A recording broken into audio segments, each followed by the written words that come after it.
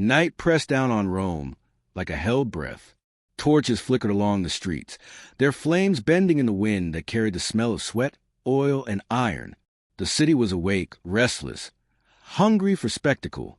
Tomorrow was promised blood, and Rome never slept on the eve of blood.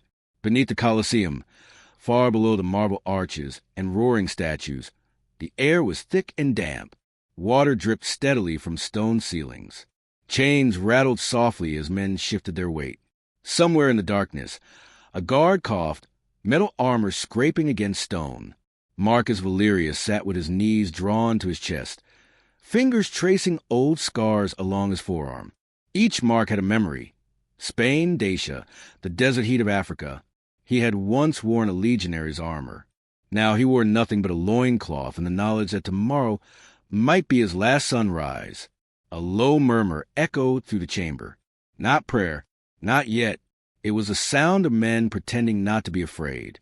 Listen to them, Cassius muttered beside him. Cassius had the posture of a soldier even after years in the arena. His nose was crooked, broken twice. Rome thinks we don't hear the crowd before they arrive. From above came a distant rumble. Wagons rolling, vendors shouting drunken laughter. The city was rehearsing its joy. Marcus exhaled slowly. They cheer before we even fight. Cassius snorted. They cheer because they're alive. A horn sounded faintly in the distance. Not the signal of battle, but practice. Trumpeters warming their lungs for tomorrow's ceremony. Boom, boom, boom. Each note vibrated through the stone like a warning. Across the chamber, a young Thracian whispered a prayer to gods Rome had tried to erase. Another man sharpened a blade with slow, deliberate strokes, metal scraping metal. No one spoke loudly. Words felt dangerous tonight. Then footsteps approached. Heavy, measured. The lanista appeared at the gate, flanked by 2 guards with spears. Firelight danced across his face, revealing eyes that had seen too many men die and too many coins change hands. Sleep if you can, he said. Tomorrow, the emperor watches. That single word, emperor, moved through the room like a blade sliding between ribs. After the gate slammed shut, silence returned, heavier than before. Cassius leaned closer. You heard the rumors? Marcus nodded. Everyone has. They said Emperor Commodus would fight again. Not as a symbol. Not with dulled weapons. He wanted the people to see him bleed, or, better yet, watch others bleed for him. Above ground, in a chamber drenched in gold and torchlight, Commodus stood before a polished mirror.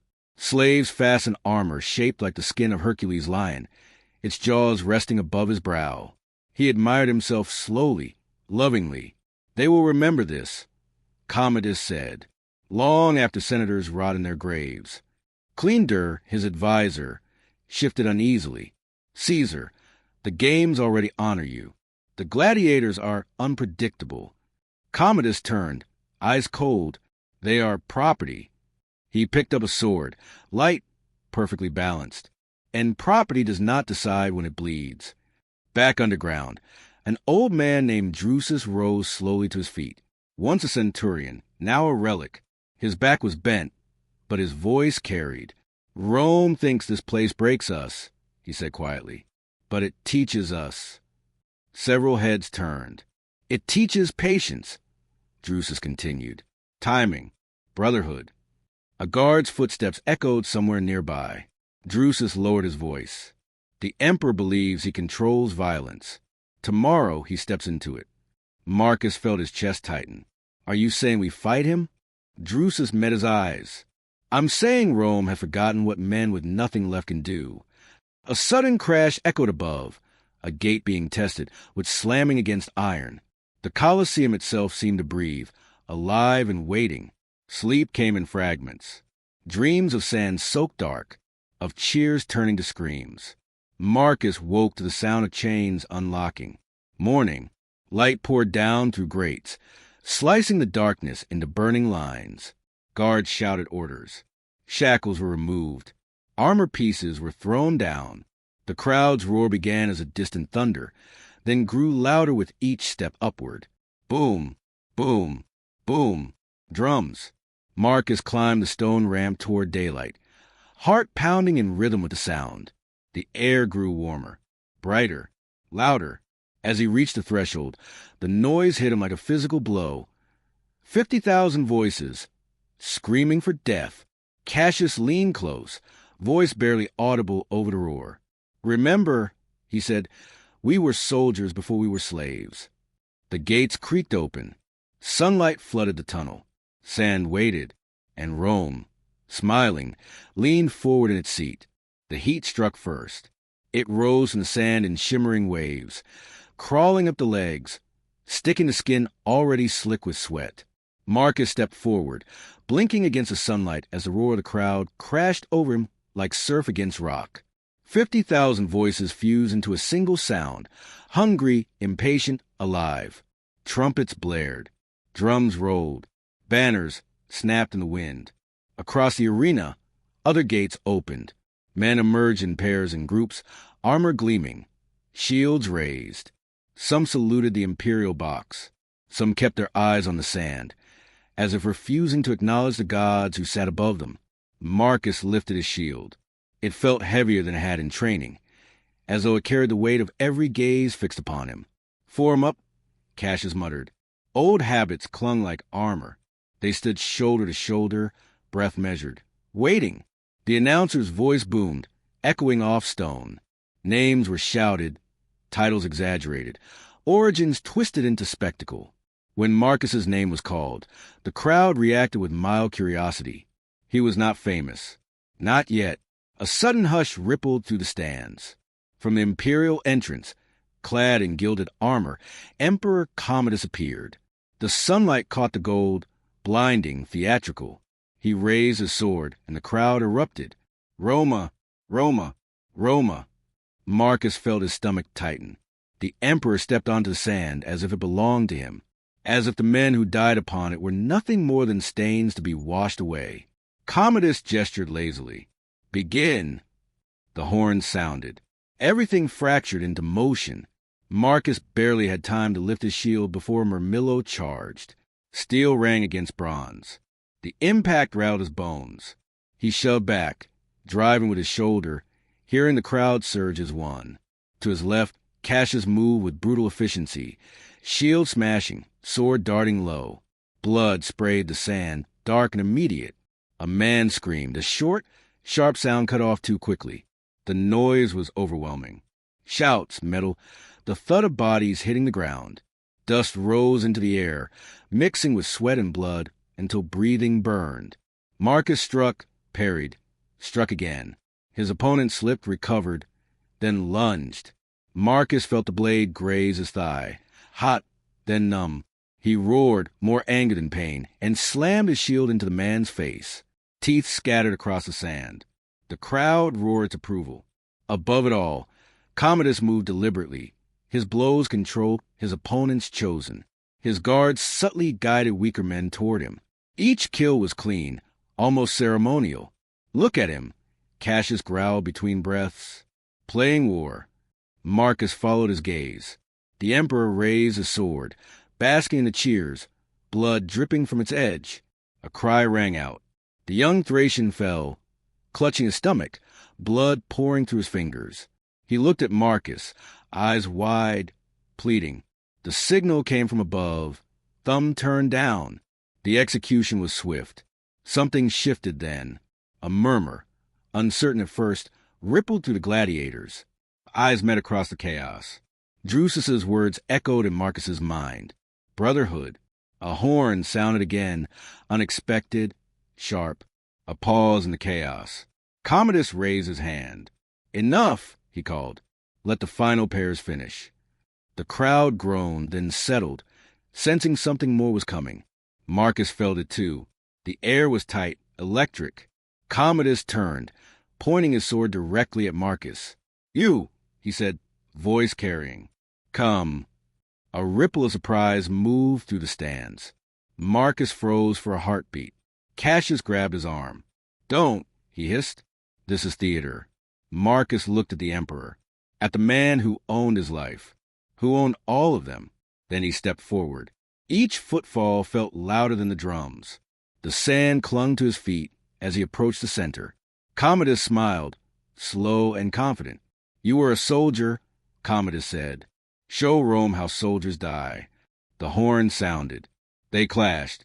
Commodus was skilled, better than rumor suggested. His blade flashed, quick and precise.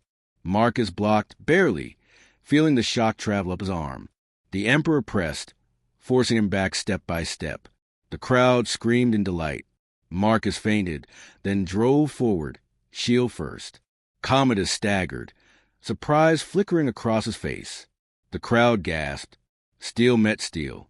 Sweat stung Marcus's eyes. His thighs screamed with each movement. "Careful," Commodus said softly. "You forget your place." Marcus lunged. Their blades locked, faces inches apart. "My place," Marcus said through clenched teeth, "is here." He shoved hard, breaking contact. Commodus stumbled, recovered, fury flashing. In the stands, something changed. The cheers fractured, uncertainty creeping in. This was not scripted. This was real. Commodus attacked wildly now, rage bleeding into his movements. Marcus parried, turned, struck the emperor's arm. Blood flowed, bright, undeniable. For a heartbeat, Rome fell silent. Then chaos. Guards surged forward. Horns blared. The crowd erupted in confusion. Shouts of outrage, excitement, fear. Commodus backed away, clutching his arm, eyes wide not with pain but disbelief. The signal to stop never came. Around the arena, gladiators turned, not on each other, but outward, on the guards. Cassius met Marcus's eyes from across the sand and nodded once. Rome had wanted blood. It was about to learn whose blood truly mattered. The moment shattered like glass. For an instant, no one moved. The crowd's roar collapsed into a stunned, disjointed murmur. 50,000 people stared at the sand with impossible had just happened. An emperor bleeding, stepping backward, no longer in control. Then the guard surged. Steel flashed as the first rank rushed the arena floor. Shields raised, spears leveled. Horns screamed, shrill and panicked, drowning out the drums. The order of the games dissolved into raw instinct. Cassius struck first. He drove his blade into a guard's thigh, twisting as a man screamed and fell. Another guard lunged. Cassius smashed his shield rim into the man's throat. Blood sprayed across the sand, darker than before. "Now!" someone shouted. Marcus barely heard the word, but his body responded. Years of war took over. He tore a fallen spear from the ground and hurled it. The shaft punched through a guard's chest, knocking him backward into the chaos. The crowd exploded, not with joy but confusion and fear. Some screamed for the emperor. Others stood frozen, mouths open, unable to understand what they were seeing. This was not a spectacle anymore. This was war. Commodus was dragged back toward the imperial gate by his personal guards, his face pale, lips moving in furious commands that vanished beneath the noise. Blood stained the gold of his armor, ruining the image he had so carefully crafted. On the sand, the gladiators closed ranks instinctively. Men who had once been enemies now stood shoulder to shoulder, shields overlapping, blades out. Drusus pushed his way to the front, breathing hard, eyes burning. "Hold," he growled. Like a legion, the first wave of guards slammed into them. Spears jabbed. Shields crashed. The impact sent shockwaves through Marcus's arms as he braced, feet digging into the sand. A spear glanced off his shield, skidding past his ribs. He countered with short thrust, feeling resistance, then release. The guard collapsed at his feet, eyes already empty. Above, panic spread through the stands. Senators rose from their seats. Women clutched their children. Some citizens cheered wildly, drunk on the sudden reversal of power. "Kill them!" a voice screamed. Another shouted, "Let them fight." The sound fractured into chaos. A guard managed to break through the line, charging straight for Marcus. They collided, bodies slamming together. The guard's breath was hot against Marcus's face, eyes wide with terror. "This isn't your war," the man gasped. Marcus shoved him back. "It never was yours either." His blade found its mark. The sand was no longer golden. It was churned, soaked, heavy with death. More guards poured in through the gates. But the narrow entrances worked against them. The gladiators used the terrain, dragging bodies, blocking paths, turning the arena itself into a trap. Cassius laughed, a raw, unhinged sound, as he disarmed a guard and beat him to the ground. "Rome forgot," he shouted. "Who taught her how to kill?" The word seemed to ignite something in the fighters. They surged forward, driving the guards back step by brutal step. High above, Cleander screamed orders, his voice cracking. Archers appeared along the upper rim of the arena. Arrows knocked. Marcus saw them just in time. "Shields!" he yelled. A volley hissed through the air. Wood and bronze shuddered under the impact. One arrow slipped through, burying itself in a man's neck. He dropped without a sound. The crowd recoiled as arrows flew within the sacred space of the games. This was sacrilege. This was madness. Drusus looked up, eyes calculating. "They're afraid," he said. "Good." Another volley flew.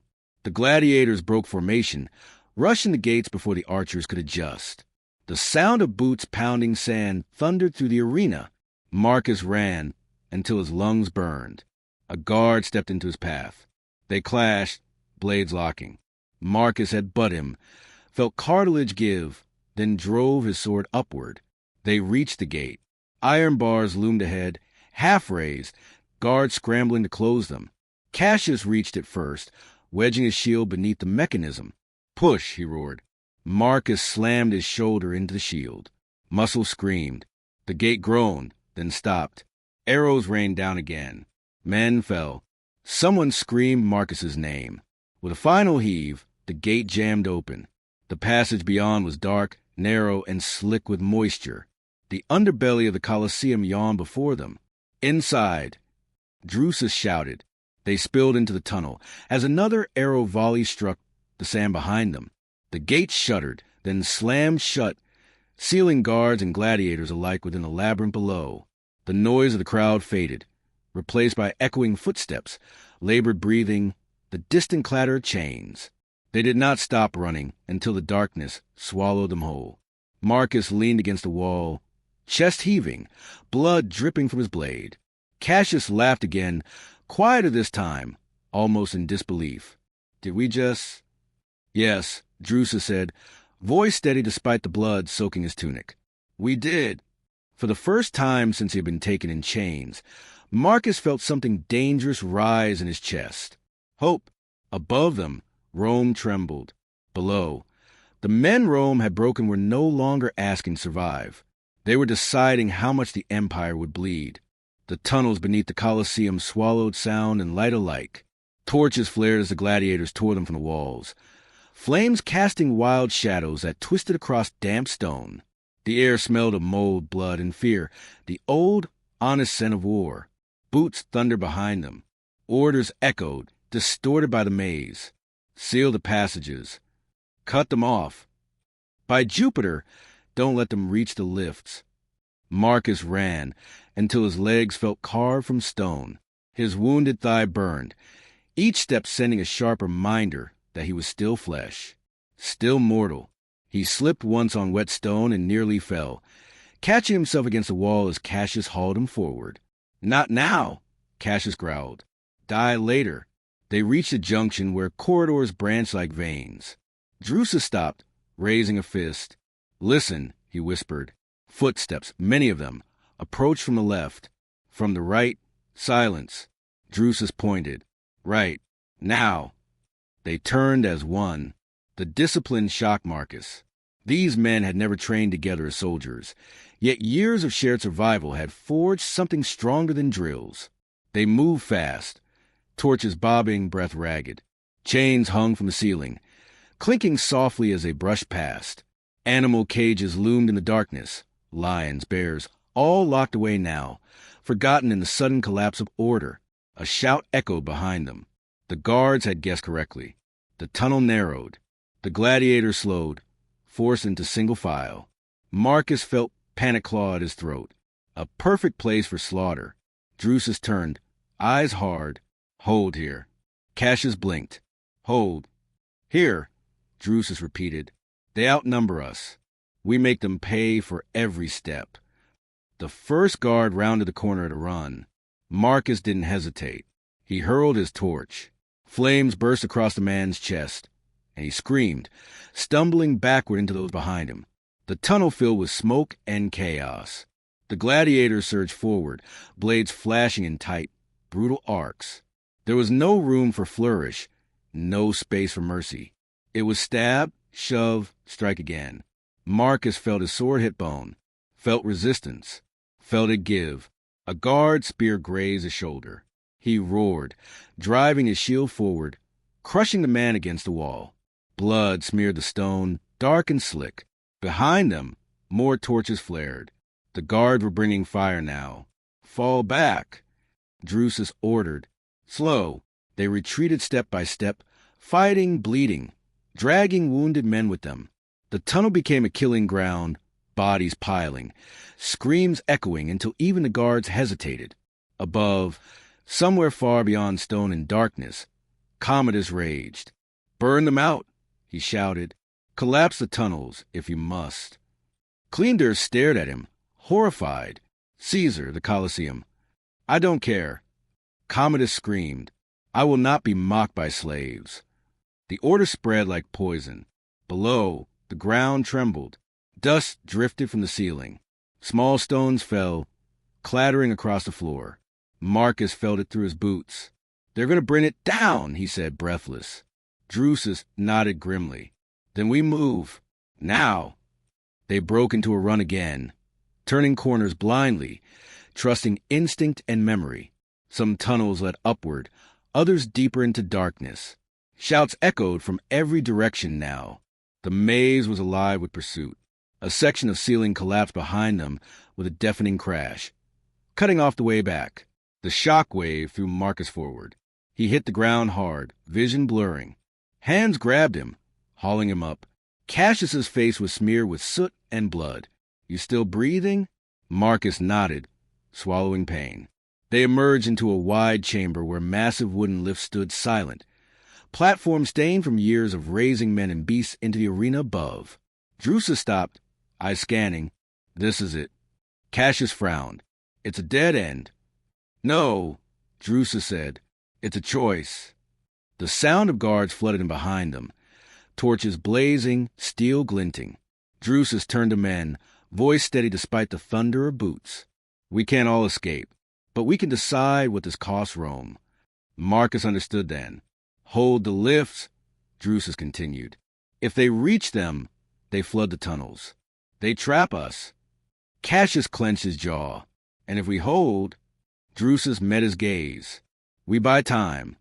A heavy silence settled. One by one, men stepped forward. Not bravado, not speeches, just acceptance.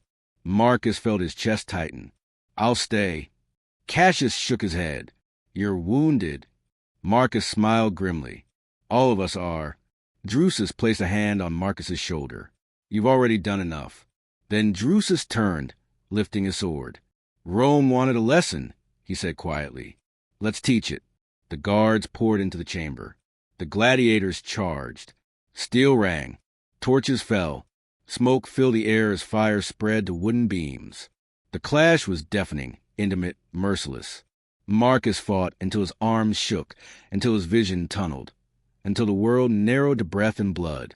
Somewhere above, stone cracked. Somewhere below, Rome began to realize this rebellion would not end neatly. And in the choking smoke beneath the greatest monument of empire, men who had been owned chose how they would be remembered. Smoke turned the chamber into a living thing, thick and biting, clawing at lungs and eyes. Flames crawled up the wooden beams of the lifts, crackling as ropes snapped one by one. The light flickered violently, shadows leaping across the stone like ghosts of past deaths. Marcus barely felt the pain anymore. His body moved on memory alone. Strike, block, step, breathe. He slammed his shield into a guard's face, felt the crunch, then spun as another blade glanced off his back. The sound of steel was constant now, a shrieking chorus layered with screams and the roar of fire. Cassius fought like a man already dead. Blood ran down his arm, soaking into the leather straps. But he didn't slow. He wrenched a spear from a guard's grip and drove it forward, pinning the man against a lift pillar. Hold! Drusus shouted through the smoke. Hold the line. The ground shuddered again. A deep, grinding sound rolled through the chamber as stones shifted above. Dust rained down, sticking to sweat, turning skin gray. The guards hesitated. Even they felt it now, the Colosseum groaning, protesting the violence done beneath it. Then a sharp crack split the air. One of the lift platforms gave way, collapsing in a shower of splintered wood and iron. Men on both sides were dragged down, crushed beneath the weight. The impact echoed like thunder. Marcus stumbled back, coughing, vision swimming. For a moment, the fight slowed, not from mercy, but from fear. Drusus seized it, pushed them. The gladiators surged forward, driving the guards back toward the tunnel entrance. Flames flared higher as oil-soaked beams caught fully, heat washing over the fighters in punishing waves. A guard lunged at Marcus, eyes wild. Marcus sidestepped, hooked the man's leg, and sent him sprawling into the fire. The scream was short, final, but victory came at a cost. Cassius took a spear to the side. The blow knocked him to his knees. Marcus turned, shouting his name, but the noise swallowed it. Cassius looked up, pain etched deep, and grinned through blood-stained teeth. Looks like I don't make the next march. Marcus dragged him back behind a fallen beam as arrows clattered uselessly off stone. Stay with me. Cassius shook his head. Listen to me. His breath came shallow. You get out. You tell them what happened here. What? That we burn like rats. Marcus snapped. Cassius laughed weakly. No, that we stood. Another tremor rocked the chamber. A section of ceiling cracked, chunks of stone crashing down. The tunnel behind the guards began to collapse, sealing them in with the fire. Drusus appeared, bloodied but unbroken. His eyes flicked to Cassius, understanding instantly. It's time, he said. Marcus's throat tightened. No. Drusus grabbed his arm, grip iron strong. This is how we win. He pointed to a narrow passage half hidden behind the lift machinery. That leads to the old drainage tunnels. Few guards know them. Go. Marcus looked at Cassius, at the men still fighting, still dying by seconds. Cassius met his eyes.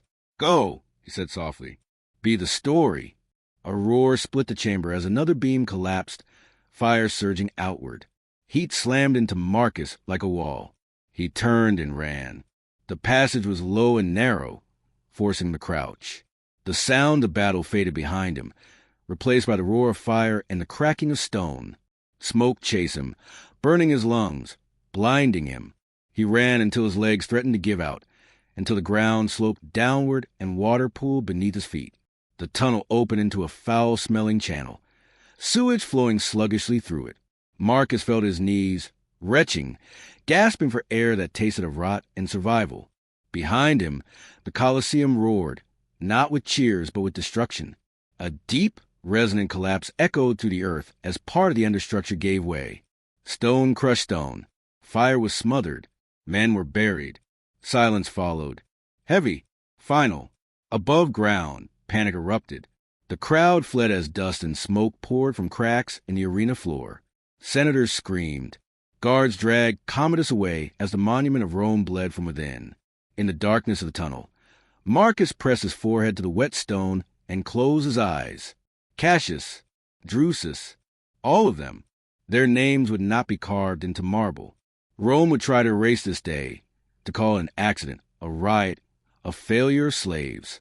But Marcus knew the truth. Empires were not weakened by enemies at their gates. They were shaken by the men they had broken and forced to fight. Slowly, painfully, Marcus stood. Somewhere ahead lay the river.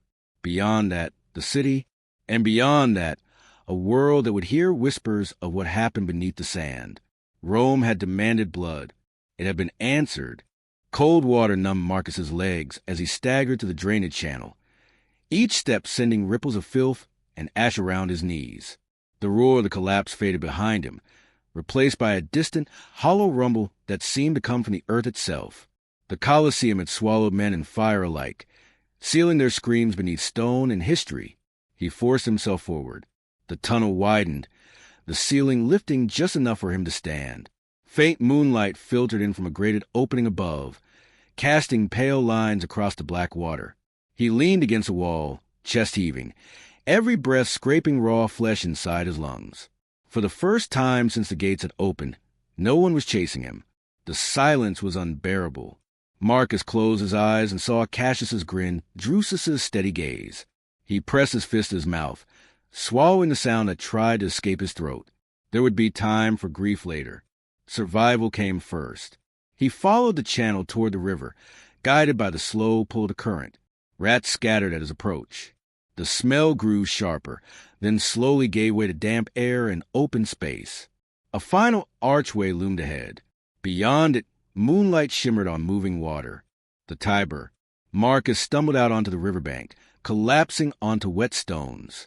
The city rose around him, quieter now, confused, unaware of the full cost of what had happened beneath its heart. Smoke drifted above the Colosseum in the distance. A dark wound against the night sky. Shouts echoed faintly from the streets. Boots ran. Orders were barked. The hunt would begin soon. Marcus forced himself upright and slipped into the river, letting the current carry him downstream. The cold shocked his body, but also washed away blood and soot, leaving him looking more like a vagrant than a gladiator who had wounded an emperor. He showed his head only long enough to breathe, then clung to the shadows beneath the embankment until the city thinned and the lights faded. By dawn, he crawled out near a reed-choked bend where fishermen moored their boats. He collapsed among the reeds, shivering, and slept like the dead. When he woke, the sun was higher, the sounds of birds and water a cruel contrast to the screams still ringing in his ears. Hunger gnawed at his gut.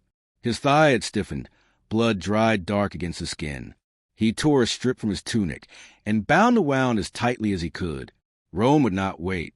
By midday, news spread to the city like wildfire, twisted and sharpened with every retelling. A riot, sabotage, an attempted assassination, gladiators gone mad.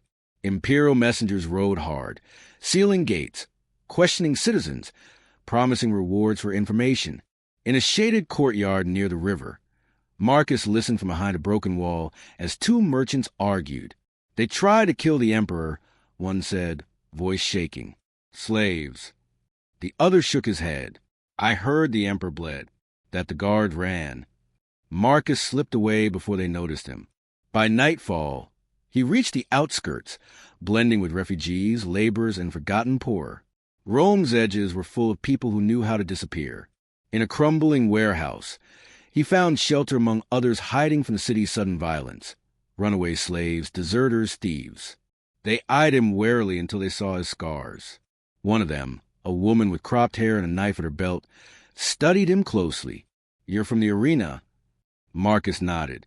Did it really happen? She asked. Yes, he said simply. She exhaled slowly. Then nothing will ever be the same. Days passed. Rome tightened its grip. Public executions were announced. Rewards increased. Names were read aloud in the forum. Men declared enemies of the state. Cassius's name was not among them. Drusus's neither. They would remain ghosts. One night, as Marcus prepared to move on, the woman returned with news. There are others, she said. Gladiators who escaped in the chaos. Slaves who heard what you did. She leaned closer. They're talking about you. Marcus felt a chill that had nothing to do with the night air. That's dangerous. She smiled faintly. So is hope. He left Rome before dawn, slipping through fields and forests, avoiding roads. Each village whispered with rumors. Each tavern spoke of blood in the sand and an emperor who could bleed like any man. Marcus did not seek followers. They found him anyway. A former stable hand who had seen the smoke rise from the Colosseum. A deserter who had thrown down his shield after hearing what gladiators had done to train guards. Men and women with nothing left to lose. By the time winter crept into the hills, Marcus was no longer alone. He stood one night on a ridge overlooking a small campfire, faces lit by flame, listening to the wind move through the trees. These were not soldiers. Not yet. But neither had the men beneath the Colosseum been. Rome had crushed the revolt in the arena. What it had unleashed beyond its walls was something far harder to kill. Winter hardened the land and the people who moved through it. Frost glazed the fields at dawn, and breath rose in pale clouds from every mouth. Marcus watched the camp wake slowly, figures stretching stiff limbs, feeding a reluctant fire, sharing crusts of bread, and what little meat they had trapped the night before. They were no army. Not yet, but they were learning.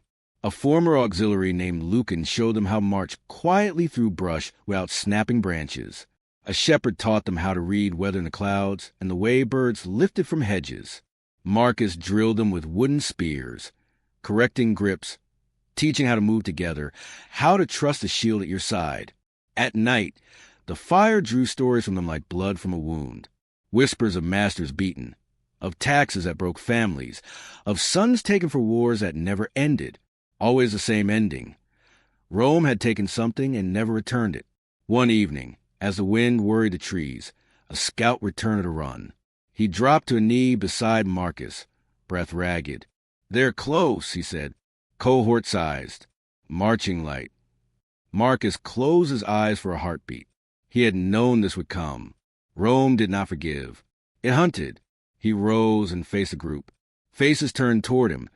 Fear, resolve, hope tangled together. "We don't stand in the open," he said. "We don't fight like they want." Lekin nodded. "There's a ravine west of here. Narrow, steep sides." Marcus pointed. "We draw them there." They moved fast, stamping out the fire, scattering tracks, slipping into the trees as the sky darkened. The ravine cut the land like a scar, its sides slick with moss and ice. Marcus placed men with stones above the path, others with spears hidden among the brush below. He felt the old calm settle over him. Not peace, focus. Torches appeared first, bobbing through the trees. Then the sound of armor, disciplined and relentless. Roman voices carried easily in the cold. A centurion's bark cut through the night. Steady. No fires in the ravine. They entered single file. Marcus waited until the last ranks were committed. Then he lifted his hand. Stones fell. They struck helmets and shoulders, shattered torches, plunged the ravine into chaos. Men shouted. Shields clanged. Orders collided. "Now!" Marcus said softly. Spears flew from the dark. A man screamed as one took him through the thigh. Another fell backward, crushing the soldier behind him. The Romans rallied fast. Too fast to be frightened for long. They raised shields, advanced by instinct. Marcus charged. The impact was brutal and intimate. He slammed into a shield wall that was still forming, driving a wedge into it. Lekin was beside him, blade flashing. A deserter took a blow meant for Marcus and went down hard, blood blooming across his cloak. "Hold!" Marcus shouted. "Hold!" They did, not with discipline learned in camps, but with desperation. The ravine narrowed the fight to bodies and breath. Rome's numbers meant less here. Every step cost them. A horn sounded above, sharp and urgent. Archers loosed from the rim. Arrows hissed down, some skittering off shields, others finding flesh. Marcus felt one tear through his sleeve, burning as it grazed skin. He pressed forward anyway.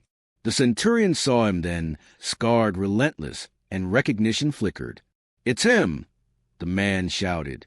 From the arena, the word spread like fire. Fear changed shape.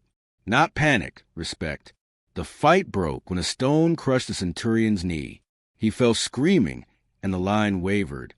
Marcus seized a moment, driving them back, step by bloody step, until the ravine vomited Romans into the open night. They fled. The camp was quiet afterward. Too quiet. The wounded moaned softly. Snow began to fall, hissing as it touched hot blood. Marcus knelt beside the man who had taken the blow for him. The deserter's eyes fluttered open. "Worth it," he whispered. Marcus squeezed his hand. "Yes." By dawn, they were gone, moving again. Rome would return with more men, more steel. Marcus knew that too. Days later, they reached a village perched above a river bend. Smoke rose from hearths. People watched from doorways, wary but curious. A woman stepped forward, holding a child on her hip. "Are you the ones who fought the emperor?" she asked. Marcus hesitated. "We fought for ourselves." She nodded. "Then come. Eat." Word traveled faster than legions. By spring, Marcus's band had doubled. They learned to raid supply wagons without killing drivers. They melted into hills and forests, struck and vanished. Rome called them bandits. The poor called them protection. One night, a rider arrived bearing a sealed message, breathless and pale. From the city, he said. It said in whispers. Marcus broke the seal. Commodus had ordered purges. Senators executed.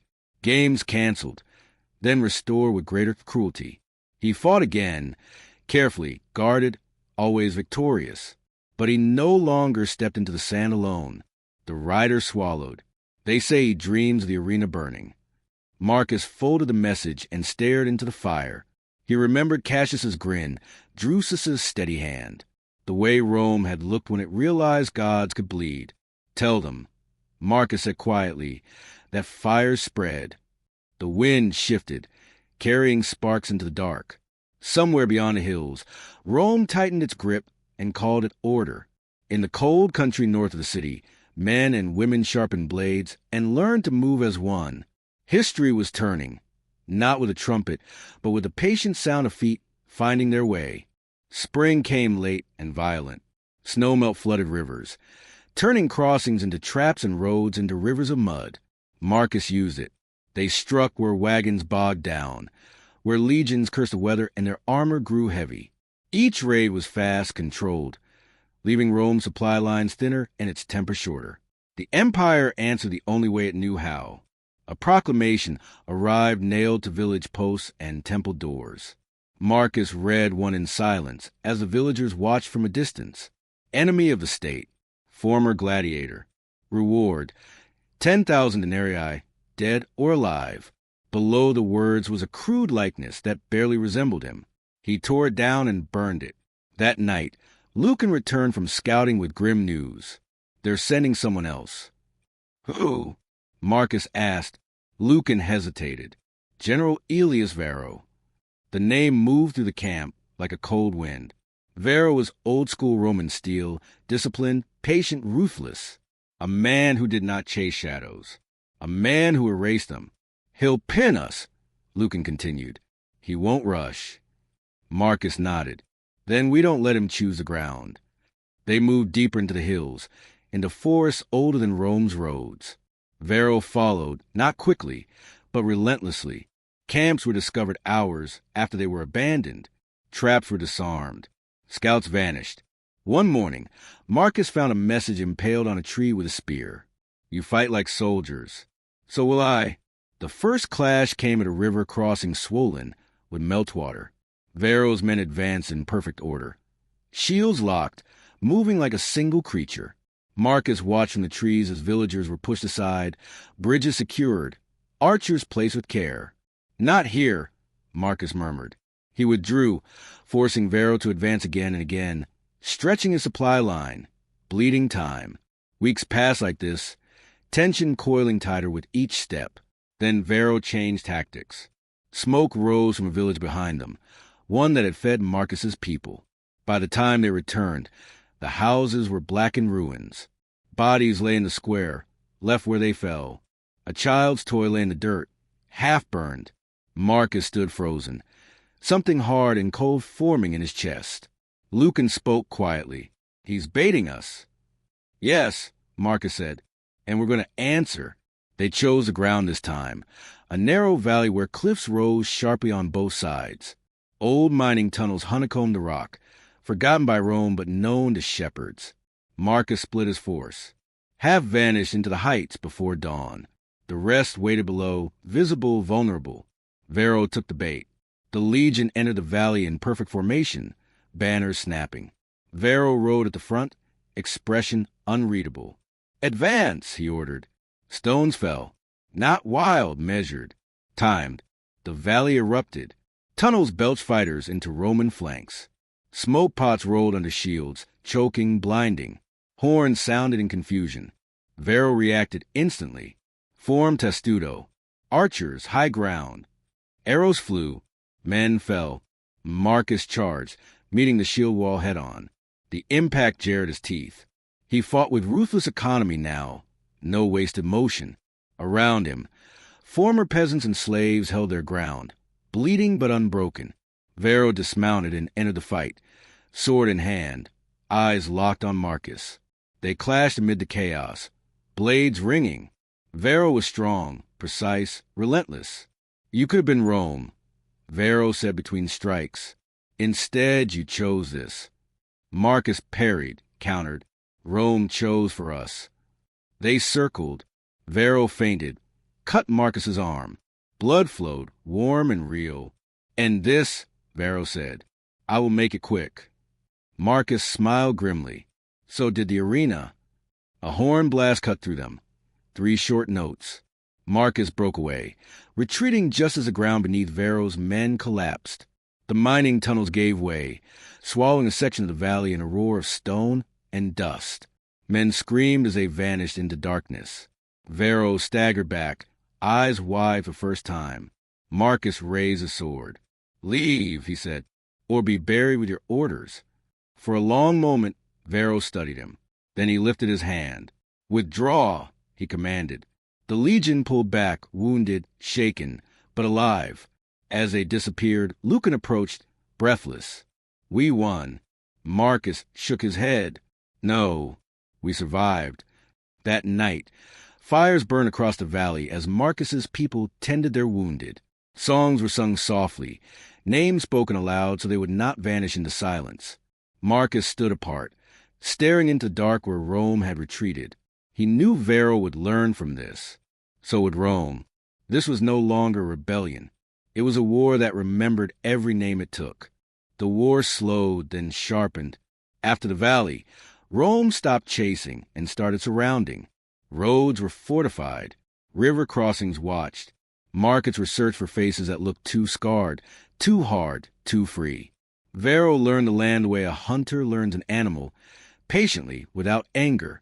Marcus felt the change before he saw it. Scouts returned later. Villages that once welcomed them now shut their doors at dusk, afraid of the consequences. Fear was Rome's oldest ally. Food grew scarce. Ammunition scarcer. Around a fire one night, Lucan spoke what everyone felt. We can't keep this many moving. Marcus nodded. We won't. The decision split them like a blade. Small groups peeled away before dawn, given routes, contacts, and signals.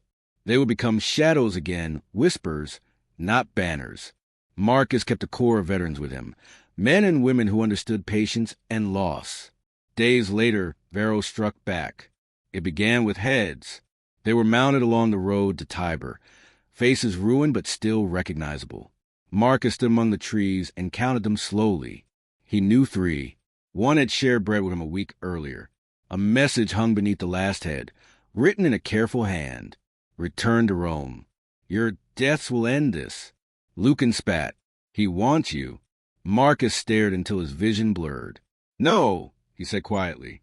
He wants a story to end. That night, Marcus walked the camp alone. He stopped at each fire, listened to breathing, to the quiet sounds of people pretending to sleep. When dawn came, he called them together. I'm going south, he said. Alone. Protests erupted instantly. Lucan stepped forward. That's suicide. Marcus met his eyes. If Varro wants me, let him chase me. Not you. Silence followed. Heavy. Reluctant. Hold the routes, Marcus continued. Protect the villages that still dare to help. Don't seek battles. Lucan clenched his jaw. And you? Marcus smiled faintly. I go where Rome thinks it's safe. He left before they could argue again. The road back to Rome was crowded with soldiers and refugees. Marcus moved like water between them, head down, cloak drawn, scars hidden beneath grime. At night, he slept in ditches or abandoned sheds, listening to patrols pass. 3 days from the city, he saw the games advertised again, fresh banners, bold letters. Victory of the emperor, restoration of order. Marcus tore one down and used it to start a fire. On the outskirts of Rome, he found allies where he least expected them. Dock workers, prostitutes, men who remembered smoke rising from the Colosseum and knew the official story was a lie. In a cellar beneath a wine shop, an old man poured him thin wine and studied his face. "You're the one," the man said. "I'm not," Marcus replied. "I was there." The old man smiled sadly. "That's enough." Word spread quietly. Marcus did not preach. He listened. He learned routes, guard schedules, which senators were hated most, which were feared. Varro closed in. One night, as Marcus crossed a narrow street near the Aventine, a voice spoke from the dark. "You walk like a soldier," it said. Marcus froze. Varro stepped into the lamplight, older than Marcus remembered, eyes sharp and tired. Legionaries filled the street behind him, shields raised. "I told you I would find you," Varro said. Marcus slowly raised his hands. "You burned villages." Varro's jaw tightened. "And you collapsed valleys." They stood facing each other, the city holding its breath. "This ends tonight," Varro said. "Come quietly. Spare them." Marcus glanced at the soldiers. "Young, wary human. You know how this ends," he said. "Rome kills me and calls a peace." Varro met his gaze. "Rome needs an ending." Marcus exhaled. "Then make it honest."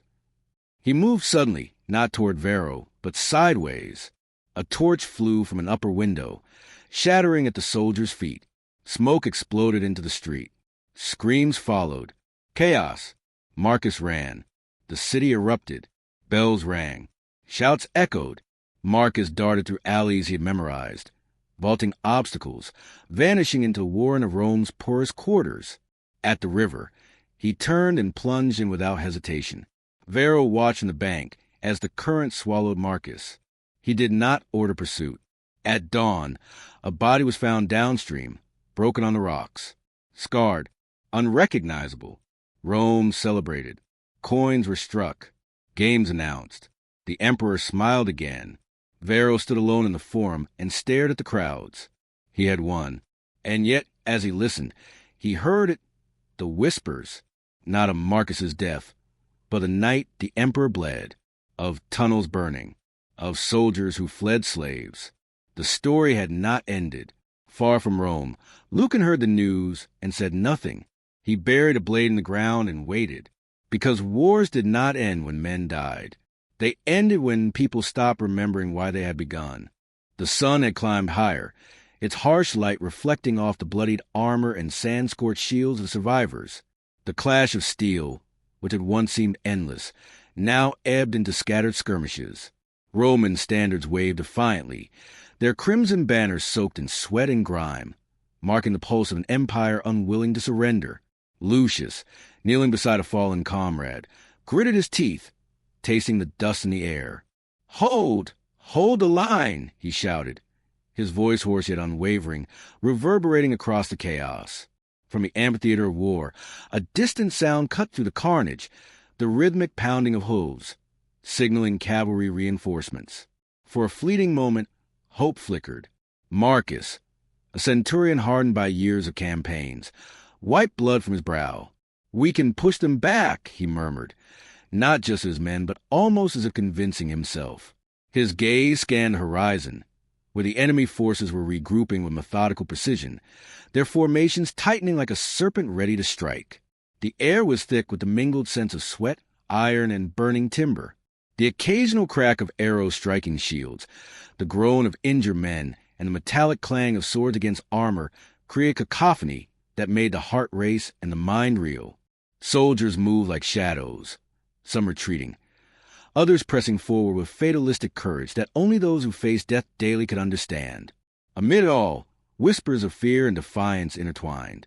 "We fight for Rome, or we die trying," one soldier murmured, gripping his gladius as if it were a lifeline. High above, the sun cast long, jagged shadows across the battlefield, highlighting the human cost of ambition and conquest. The elite gladiators, once paraded for sport in arenas, now wielded their deadly skills in the service of war. Each movement, an overhead strike, a feint, a perfectly timed thrust, spoke of years of training, discipline, and the unspoken bond between life and death. Lucius watched as Cassia, a gladiator who had survived countless matches in the Colosseum, turn her body with lethal grace, dispatching enemy after enemy, her face a mask of concentration and fury. Do not falter, she hissed at a nearby recruit, who trembled at the weight of the moment. Not now. Not ever. The clash reached its crescendo near the riverbank, where strategic advantage hung in delicate balance. Roman engineers had quickly constructed rudimentary barricades, and the soldiers used every ounce of their strength to hold the position. Arrows rained from the enemy lines, and the ground shook under the pounding of siege engines. Lucius felt a sharp pain as a glancing blow struck his shoulder, but adrenaline and instinct kept him upright. "For Rome!" he cried, rallying those around him, their voices merging into a singular roar that seemed to defy the heavens themselves. In the midst of chaos, moments of humanity emerged. A young legionary, barely 16, cradled a dying companion in his arms, whispering prayers he had never believed he needed. Nearby, an old veteran, scarred by decades of warfare, caught his breath and looked toward the distant horizon, reflecting on the countless battles that had led him here. Their shared struggle, the thin line between survival and death, forged bonds deeper than blood, as the soldiers realized that their courage was not just for glory, but for one another. The tide of the battle shifted unexpectedly when the enemy launched a sudden flanking maneuver, exploiting a gap in the Roman lines. Panic surged like wildfire, threatening to unravel the hard-won cohesion. Marcus barked orders, his voice slicing through the clamor. "Form wedge. Protect the center. Do not break." Roman discipline, tested and forged over centuries, held firm. Each man, each woman, a living testament to the relentless training and unyielding spirit of the legion, braced for impact. The collision was brutal. Steel against steel, shield against shield, screams against screams. Time seemed to stretch, each second a lifetime, each movement a potential last act. Above the fray, the imperial banners swayed, witnesses to the unfolding human drama. Strategists and commanders, perched on rises or behind temporary fortifications, shouted directions, their hands tracing arcs and signals in a language as old as Rome itself. Every decision carried weight beyond immediate survival. The outcome would ripple through generations, shaping the history written in blood and fire. Lucius found himself at the center of one such moment, a squad of enemy archers descending upon their position. He gestured, and a small contingent of gladiators surged forward, their combined experience a whirlwind of deadly efficiency. Arrows struck shields, swords found gaps in armor, and slowly, imperceptibly, the threat began to dissipate. Yet victory was not without cost. The river banks were littered with the fallen, their bodies a solemn reminder of the stakes at hand. Soldiers moved through them with practiced solemnity, collecting the wounded, honoring the dead. Lucius knelt beside a young recruit, checking for a pulse, only to find life slipping away. He swallowed hard, the weight of survival pressing upon him. "This is the price," he whispered, his voice barely audible, "for every inch, every breath, every heartbeat." As the sun began its descent, casting the battlefield in a sanguine glow, a fragile calm emerged. The enemy, exhausted and demoralized, began a slow retreat, their formations fraying. Roman soldiers, battered but unbroken, claimed the ground, their collective breath a mixture of relief, grief, and resolve. Lucius, shoulders aching, gaze heavy with memories of fallen friends, allowed himself a moment of reflection. "We endure," he murmured. "We fight, we survive, and we remember." In the twilight, the sounds of war softened to a mournful echo. The air carried both the acrid scent of smoke and the faint promise of victory. Stories of bravery, sacrifice, and unyielding determination would travel far, etched into the annals of history. And though the battle was not yet truly over, the war itself a vast, sprawling saga, the courage displayed on this field would endure, a testament to the unbreakable spirit of those who face death with unwavering resolve. Amid the lingering smoke and fading cries, a quiet truth settled over survivors, that honor is carved not from the absence of fear, but from the decision to stand and fight, knowing the cost and embracing it nonetheless. The morning fog clung to the battlefield like a shroud, muting the colors of banners and armor, yet not dulling the tension that gripped every Roman soldier. Lucius adjusted his helm, eyes scanning the horizon where the enemy had regrouped overnight.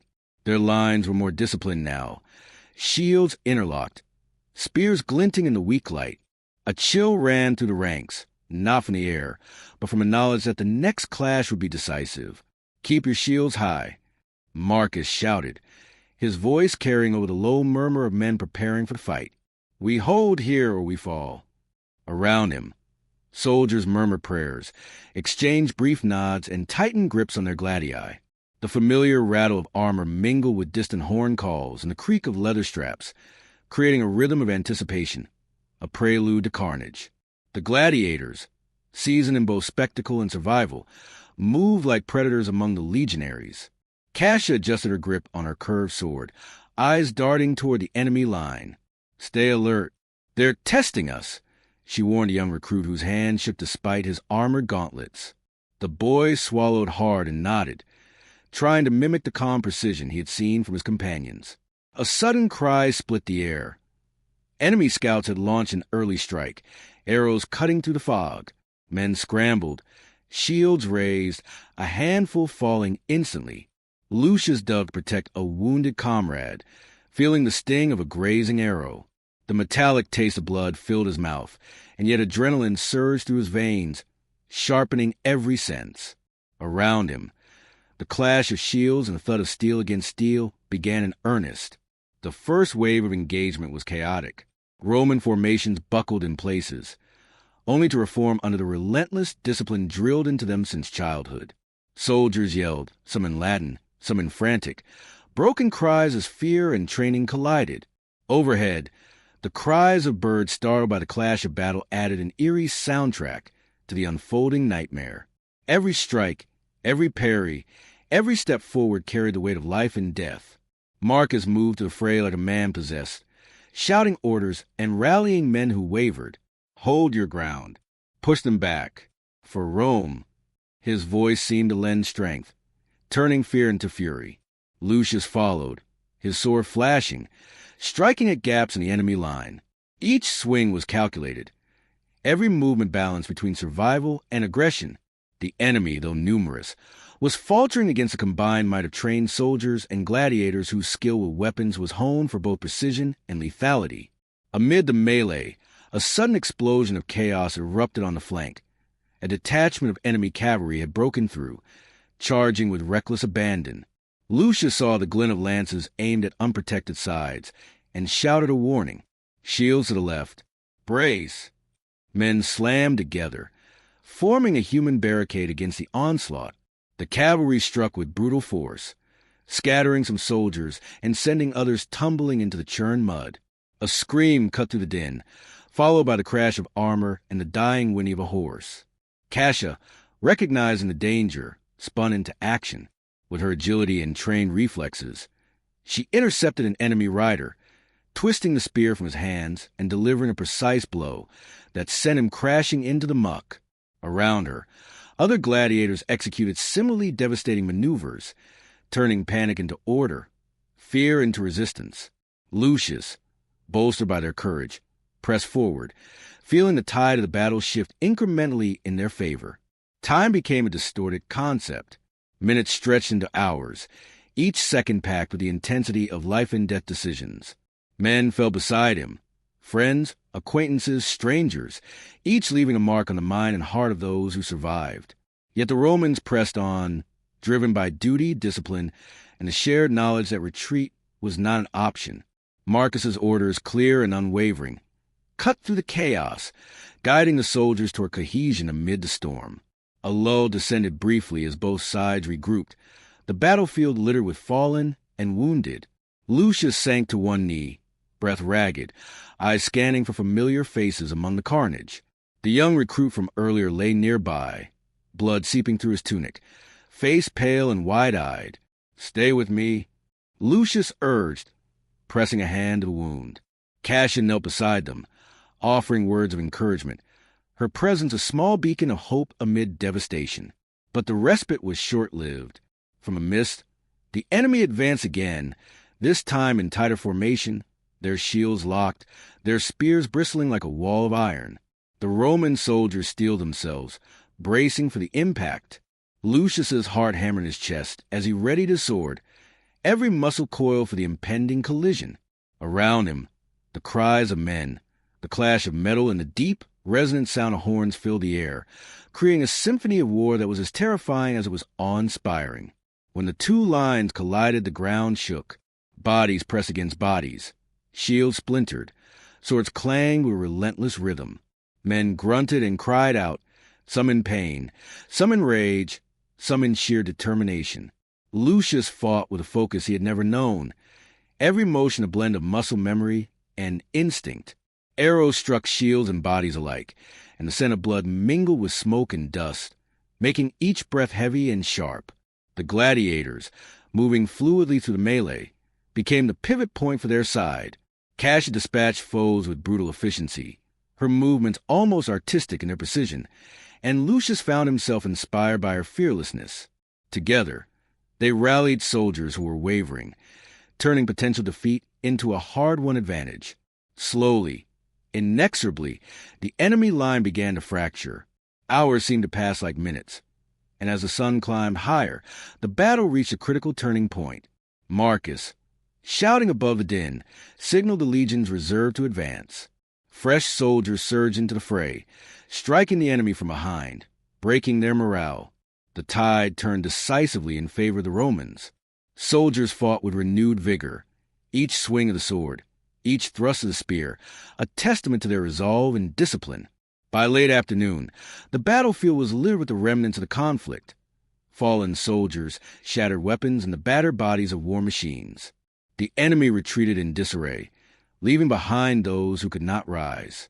Lucius, bruised and bloodied, stood amidst the silence that followed, the air heavy with the smell of death and sweat.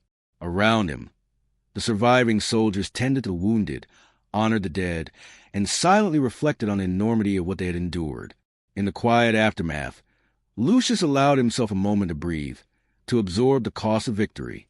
The battle had been won, but at a tremendous price.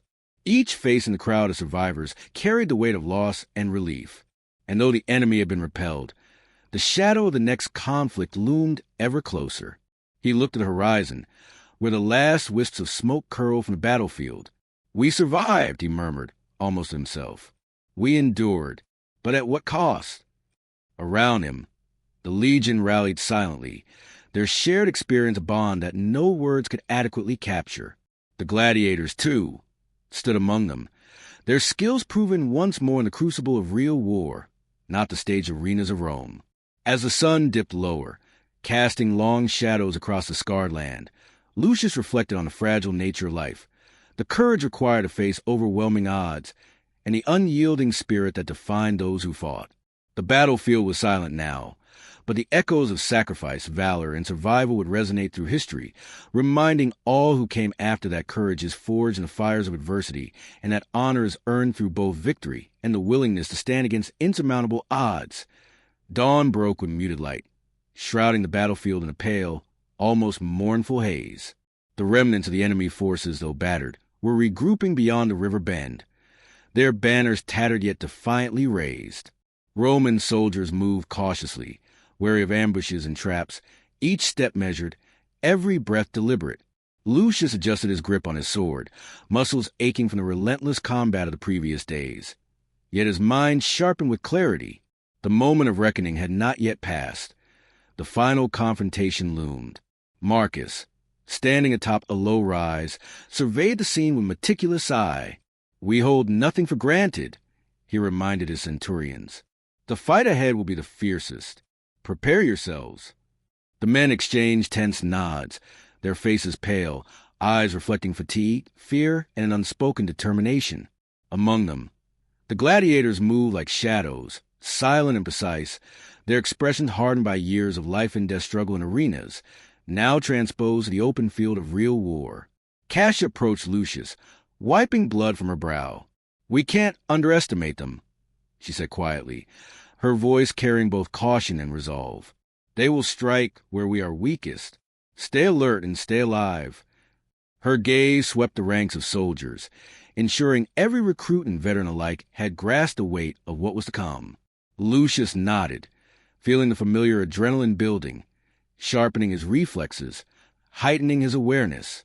The enemy's advance began suddenly, their war cries piercing the fog. a sound both terrifying and exhilarating. Spears glinted in the muted sunlight. Cavalry charges thundering across uneven ground, and archers let loose volleys that darkened the sky momentarily. Roman shields clanged together, forming an unbroken wall as soldiers braced for impact. The ground shook under the pounding of hooves, and the metallic smell of blood mingled with the earthy scent of churned soil. Lucius plunged into fray, every motion instinctive, every strike calculated. Men fell around him, some screaming, others silently, the sound of struggle relentless percussion. He ducked under a swinging axe, countered with a swift thrust, and rolled aside as another soldier collapsed in front of him. Around him, the gladiators carved paths through the enemy, their precision unmatched, their movements almost dance-like in deadly elegance. Cassius' sword found its mark again and again, each blow saving lives and buying precious seconds. The battle swirled like a storm, unpredictable and consuming. Marcus directed reinforcements with razor-sharp clarity, his commands cutting through the chaos. Protect the flanks. Push forward. Do not break. Soldiers surged with renewed energy, bolstered by their leader's presence and the unspoken understanding that the survival of their unit, and perhaps of Rome itself, depended on every man and woman holding their position. Suddenly, a group of enemy warriors attempted a flanking maneuver, seeking to envelop the Roman center. Lucius spotted them too late to prevent the initial impact, but not too late to respond. He raised his shield, meeting the charge head-on, and swung his sword with precision, deflecting a spear aimed at his comrade. Around him, men shouted, clashed, and fell, yet the line held firm, reinforced by the unyielding discipline drilled into them over years of service. Amid the carnage, there were moments that seemed suspended outside time. Lucius saw a young recruit fall beneath a spear, only to be saved by a gladiator diving into the fray, striking down the assailant with a lethal, practiced efficiency. He witnessed Marcus taking a blow to the shoulder, blood staining his tunic. Yet the centurion pressed on, directing troops, ignoring his own pain. Each act of courage resonated like ripples across the battlefield, inspiring those who might otherwise have faltered. The tide of battle began to shift. The enemy, though fierce, was starting to show cracks in their formation. Roman soldiers exploited each weakness ruthlessly, pressing forward, shield against shield, sword against spear. Lucius, panting and bloodied, felt a surge of grim determination. "We finish this here," he muttered under his breath, eyes locked on the enemy commander rallying his troops in the distance. Then came the sound that all soldiers both dreaded and awaited, the clash of leaders. The enemy commander, mounted on a massive war horse, rode into fray with force that drew immediate attention. His presence was magnetic, commanding, terrifying. A single blow from his sword could turn the tide. Marcus met him head-on, their swords colliding with a ringing resonance that echoed across the battlefield. Sparks flew from the metal as strategy and skill collided in physical form. Lucius found himself fighting with renewed clarity, each movement a combination of instinct, skill, and desperation. Arrows flew overhead, spears thrust with deadly precision, and the cries of men filled the air with a symphony of chaos and courage. Gladiators moved in unison with the legionaries, their combined experience turning the battlefield into a controlled storm of destruction. Cassius' presence was like a pivot point, rallying scattered soldiers and cutting down those who sought to exploit any weakness. Hours stretched into an unending sequence of conflict. Soldiers fell, enemies retreated only to surge again, and the earth itself seemed to tremble under the weight of the struggle. Lucius felt exhaustion pressing upon him, yet he could not stop. There was no pause, no retreat, no sanctuary. Every step, every strike, every breath was consumed by the battle and the raw instinct to survive and protect those around him. As the sun reached its zenith, a crucial turning point emerged. Roman cavalry, hidden in the misted flanks, surged forward, striking with devastating precision. The enemy, already strained from prolonged engagement, faltered. Gaps opened in their lines, hesitation spread like a contagion, and morale began to crumble. Marcus seized the opportunity, directing soldiers to press the advantage, to break the enemy fully and decisively. The clash of steel and screams reached its peak, then gradually receded into a controlled, almost organized fight. The enemy commander, now isolated and wounded, was struck down by a coordinated strike from Lucius and a pair of gladiators, his fall signaling the beginning of the end. Soldiers on both sides felt the shift. Where there had been chaos, there was now structure, dominance, and the relentless momentum of Roman discipline. By late afternoon, the battlefield began to quiet. Though the air remained thick with smoke, dust, and the scent of iron, Roman soldiers gathered their wounded, tended to the dead, and ensured the enemy retreat was complete. Lucius stood among the survivors, battered and bloodied, the weight of what had transpired pressing upon him. Around him, the legion breathed collectively, an unspoken acknowledgement of survival, sacrifice, and the brutal cost of war. In the quiet aftermath, he reflected on the human toll, the bravery, the loss, the courage required to face overwhelming odds. Each face bore the story of struggle and perseverance. Gladiators, once entertainers of the arena, had proven their worth in the ultimate test of skill and resilience. And though victory had been achieved, the shadow of loss lingered, a reminder that the cost of glory was written in blood, courage, and unwavering resolve. Lucius gazed at the horizon, where the sun dipped low, casting long shadows over the scarred earth. "We fought and we endured," he whispered, voice hoarse, almost drowned by the wind. "And though many have fallen, we remain." The survivors stood with him, united not just by victory, but by the shared experience of confronting death and emerging alive. And in that quiet moment, among the ruins and echoes of battle, a powerful truth resonated. That courage is not the absence of fear, but the choice to stand and fight, knowing the cost and embracing it fully. The evening sky burned with shades of crimson and gold, a reflection of the blood and fire that had marked the day. The battlefield, though quieter now, was still alive with the groans of the wounded and the murmured prayers of the survivors. Roman soldiers moved through the aftermath with a grim determination, tending to those who could still be saved, burying those who could not, and securing positions they had fought so fiercely to hold. Lucius walked among them, each step heavy with exhaustion, yet propelled by the need to see his comrades safe. Marcus approached, his armor dented, his cloak torn, yet his gaze remained sharp, assessing the remnant of the enemy and the morale of his own men. "We cannot celebrate yet," he said, voice low but firm. "They may retreat now, but they will return if we do not prepare. Every advantage we gain today must be consolidated." Around him, soldiers nodded, understanding that the cost of complacency could undo all they had fought for. The gladiators, their swords still slick with the sweat and blood of combat, gathered near Lucius. Cassia, her face streaked with grime and determination, exhaled slowly. "We've held them back," she said, her voice carrying both relief and lingering tension. "But this war, it's far from over. They will test us again." Her words struck a chord with the young recruits, whose eyes had seen death up close for the first time, teaching them lessons no academy ever could. The enemy, now retreating toward the hills beyond the river, left behind a trail of destruction and disarray.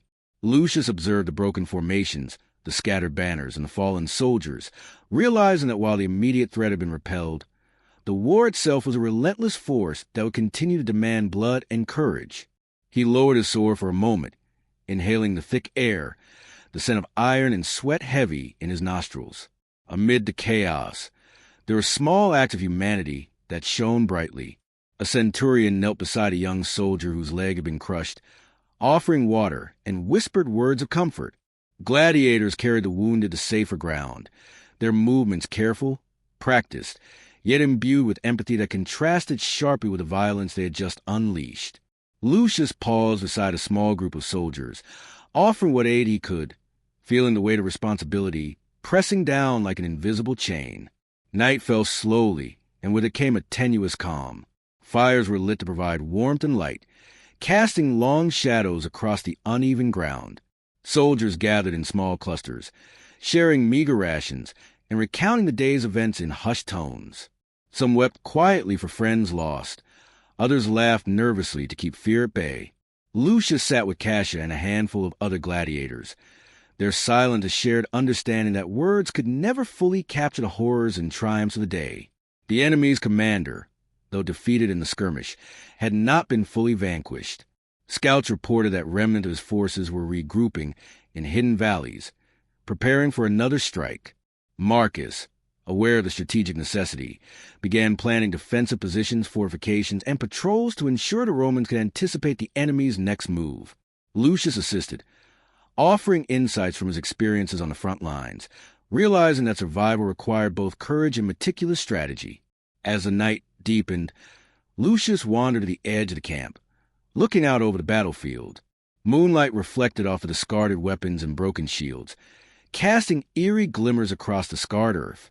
He could hear the faint cries of the wounded, the rustle of guards on patrol, and the distant howls of animals disturbed by the carnage. In that moment, he felt profound connection to the men and women who had fought alongside him, a bond forged in the crucible of shared suffering and relentless determination. Kasia joined him silently, her eyes scanning the horizon.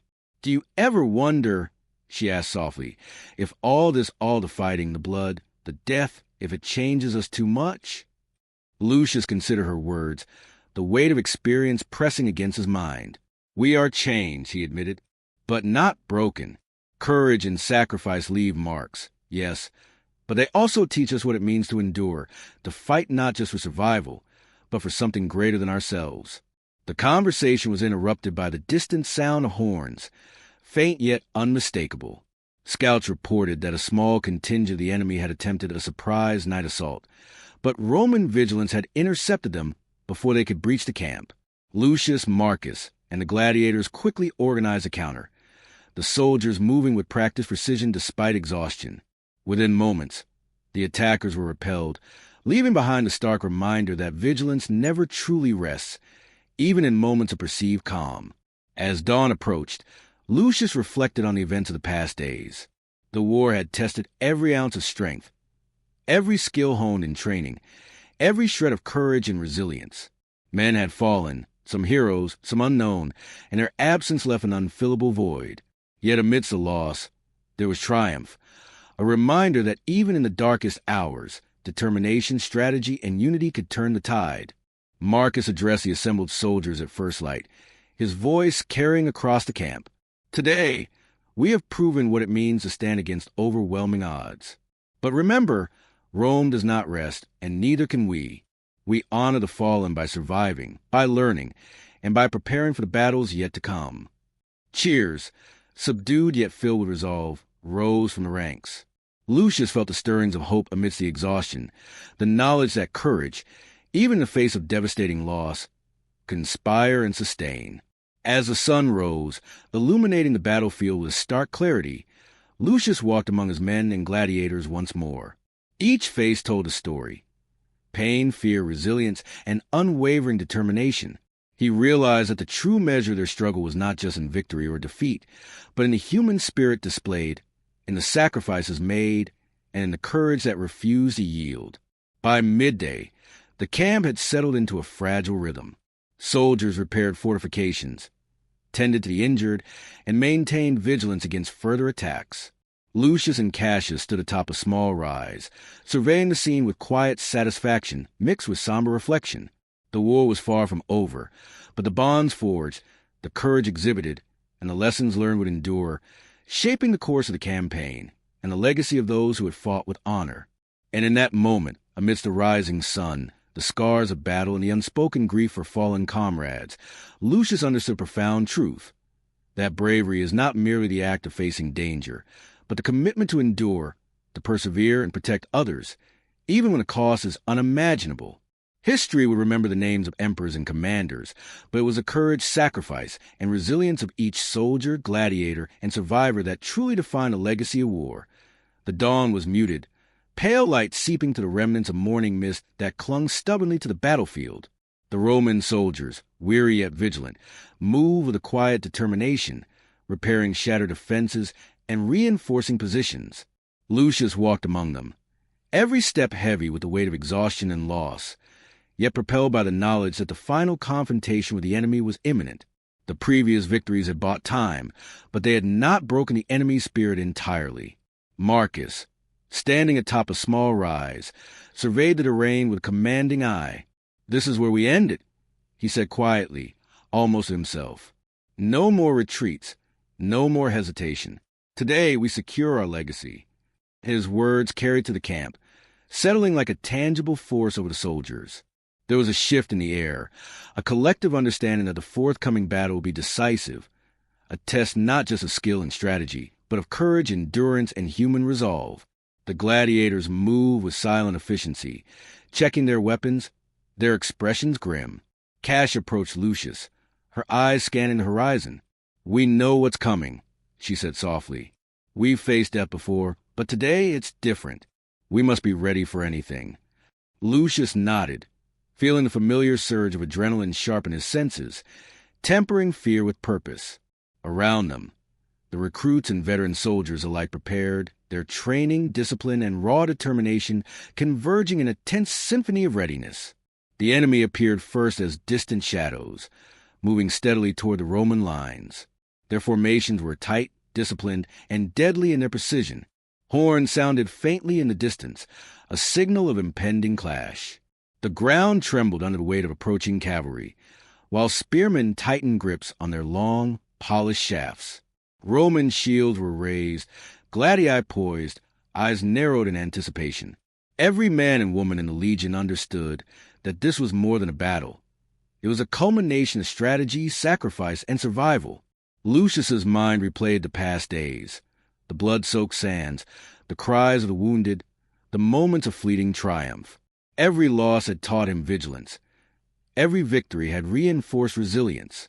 Now, as the enemy closed in, he felt the duality of fear and resolve, a tension that only those who stare into death can comprehend. He glanced at Cassia, who gave a brief nod of silent encouragement. Together, they moved to the front, leading a contingent of soldiers who drew strength from their leader's unwavering presence. The first clash was brutal. Spears collided with shields, gladii met armor with metallic clang, and the screams of the fallen echoed across the scarred landscape.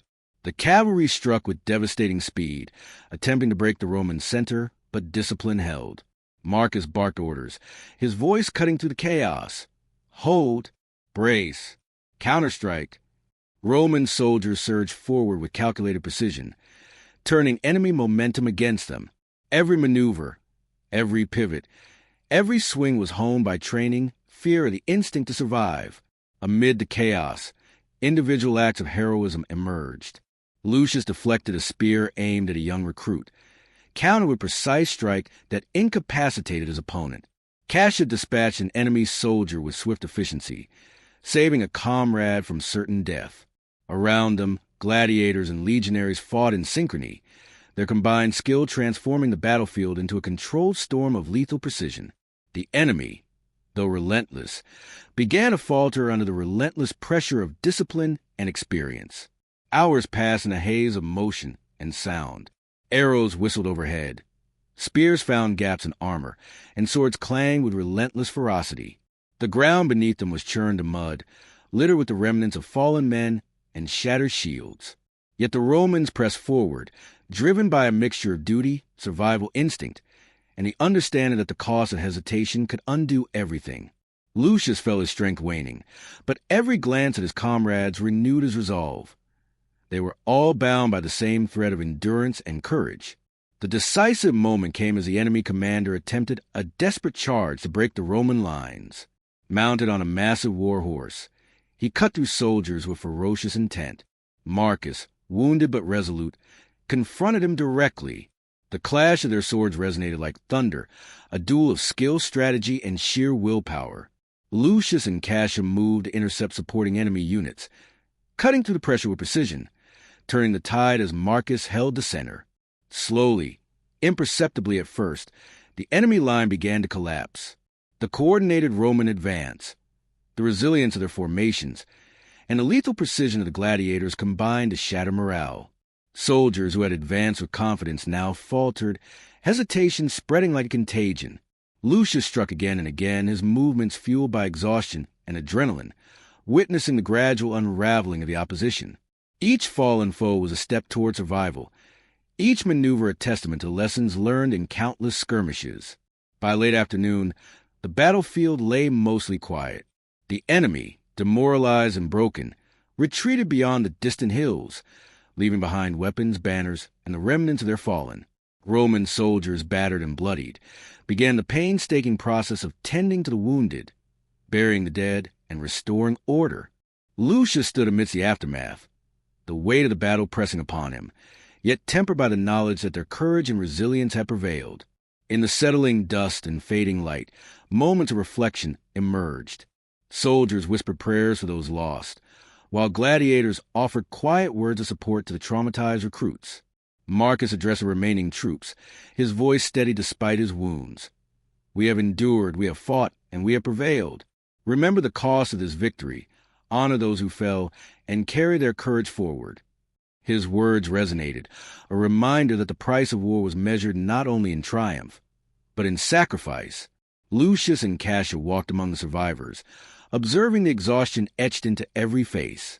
They saw fear, grief, and relief intermingled, a tapestry of human resilience tested to its limits. Lucius reflected on the lessons of battle. Courage is born in the crucible of adversity. Sacrifice is the currency of survival, and honor is earned not in the absence of fear, but in the choice to confront it. Each soldier, each gladiator, had contributed to a legacy that would endure beyond the battlefield, etched into the annals of history with sweat, blood, and unwavering resolve. As night fell, the survivors set up camp amidst the ruins, tending fires and sharing stories of bravery, loss, and endurance.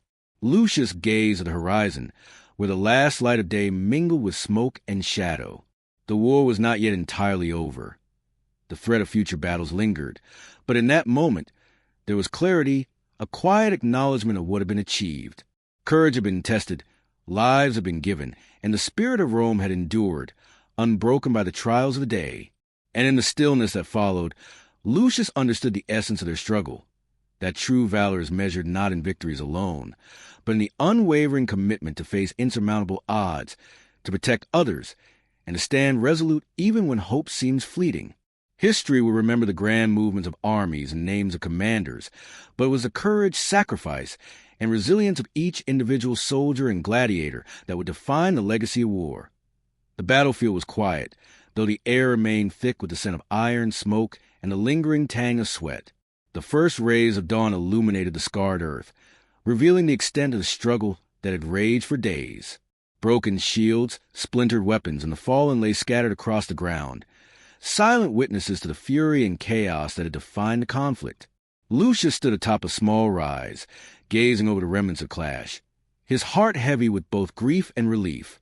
Around him, the survivors moved with weary precision, tending to the injured, collecting the dead, and repairing what defenses they could. Marcus, though exhausted and bruised, commanded with steady authority, ensuring that even in victory, discipline remained unbroken. "This is what remains after courage meets adversity," he said quietly, addressing a cluster of soldiers who paused to catch their breath. "Remember it, honor it, and learn from it." The gladiators, their swords still streaked with blood, moved through the ranks, offering support and guidance. Cash approached Lucius, her face streaked with grime but her eyes sharp and unyielding. "We've survived," she said softly, "but survival is only the beginning. Now we must endure the consequences, carry the memories, and prepare for the battles yet to come." Lucius nodded, understanding that the true test of resilience lay not in the fight itself, but in what came after. The enemy had retreated beyond the hills, their formations broken, their morale shattered. Scouts reported that only fragments remained, scattered and leaderless, unlikely to regroup for immediate counterattack. The victory was hard-won, but it came at a tremendous cost. Soldiers moved silently among the fallen, recognizing comrades and foes alike, offering whispered prayers and silent farewells. Each life lost was a weight on the soul, a reminder that glory in war is inseparable from sacrifice. Lucius walked through the remnants of the battlefield, stepping carefully over shattered shields and fallen bodies. He paused beside a young recruit who had survived but was pale and trembling. Kneeling, he offered water and a few words of encouragement, knowing that these small acts of compassion were as vital as any sword strike. Around him, men and women of Rome moved with quiet purpose, tending to each other and acknowledging the enormity of what they had endured. The sun rose higher, casting long shadows across the scarred land. Roman banners, though battered and torn, still waved defiantly in the morning breeze. There was a sense of solemn triumph, a collective understanding that though the enemy had been repelled, the cost had been immense. Marcus gathered the survivors, standing before them with the weight of leadership evident in his posture.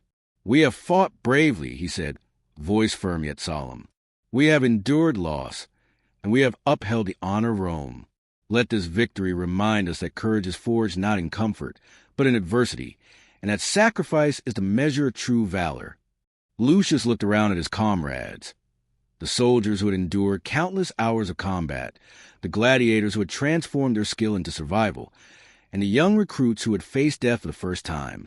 Each face bore the imprint of struggle and determination, etched with fear, resilience, and the unyielding spirit that had carried them through. He realized that history would remember the names of commanders, the movements of armies, and the grand strategies, but the heart of war lay in these individuals, their courage, their endurance, and their sacrifice. Amid the quiet, a moment of reflection settled over survivors. Some knelt to pray, others shared quiet words of remembrance, and a few simply stared at the horizon, lost in thought. Lucius found a solitary spot overlooking the river, where the battle had raged most fiercely. The water flowed steadily, oblivious of the blood spilled along its banks, carrying away remnants of the past while reflecting the pale light of dawn. He traced the memories of fallen comrades, the faces of friends and mentors, the courage of those who had faced death without hesitation. Cassia joined him, standing in silence for a long moment. "Do you ever think," she asked quietly, "that all of this will ever make sense?" Lucius considered her question, gazing at the horizon where the enemy had vanished into the hills. "Perhaps not entirely," he replied, voice low, "but it is not sense we seek. It is endurance, courage, and the strength to carry forward despite loss. We fight, we survive, and we remember. That is enough." The day continued, the survivors consolidating their position and preparing for the eventual return of the enemy. Fires were tended, supplies accounted for, and the wounded stabilized for transport. Amid the practical tasks, a sense of camaraderie emerged, a shared understanding that what they had endured together would bind them forever. Soldiers shared small moments of humanity, a touch on the shoulder, a whispered word of encouragement, the simple act of helping one another rise after exhaustion. As the sun began its descent, painting the sky in deep reds and purples, Lucius reflected on the cost of the conflict. Every victory had been purchased with blood. Every advance demanded courage, and every survival was tempered by loss. Yet in this crucible of war, something enduring had been forged, the spirit of those who had faced unimaginable odds and refused to yield. Gladiators, soldiers, and leaders alike had all played a part in a story larger than themselves, a story of humanity tested, fear confronted, and courage proven. That evening, as the camp settled into a fragile quiet, Marcus addressed the men and women once more. "Remember this day, not for the battles won, but for the courage displayed, the sacrifices made, and the lives preserved. History will speak of emperors, generals, and strategies, but it is the heart, the valor, and resilience of each individual that truly defines our legacy." Cheers rose, subdued but resolute, a testament to the enduring human spirit in the aftermath of relentless conflict. Lucius sat beside Cassia, watching the last light fade over the battlefield. "We've survived," he whispered, "but we've also learned. Every loss, every triumph, it shapes who we are." Cassia nodded, her gaze steady. "And it will shape those who come after us. They will remember the courage, the sacrifice, and the price paid for every step of this land." As night fell, the stars emerged above, indifferent yet eternal witnesses to the events below. The battlefield, scarred and silent, became a testament not only to war but to the resilience, honor, and unbreakable spirit of those who had faced it. Lucius closed his eyes for a moment, feeling the weight of the day, the relief of survival, and the solemn promise to remember those who had given everything. In the end, the story of the battle, of the soldiers, gladiators, and leaders, was a story of humanity at its most raw and most profound. Courage in the face of overwhelming odds, sacrifice for comrades and country, and the unyielding determination to endure when all seemed lost. History would record the events, but the heart of it, the valor, the suffering, and the unwavering spirit, would live on, immortalized in the legacy of those who had dared to stand and fight. Lucius rose, looking over the horizon where the enemy had vanished, and felt a quiet certainty. The battle had ended. The war continued. But the essence of what they had fought for would endure. Courage, sacrifice, honor, these were the true victors. And as the night deepened, the survivors, weary yet unbroken, knew that they had earned their place in history, their deeds etched in memory and spirit, forever part of the enduring story of Rome.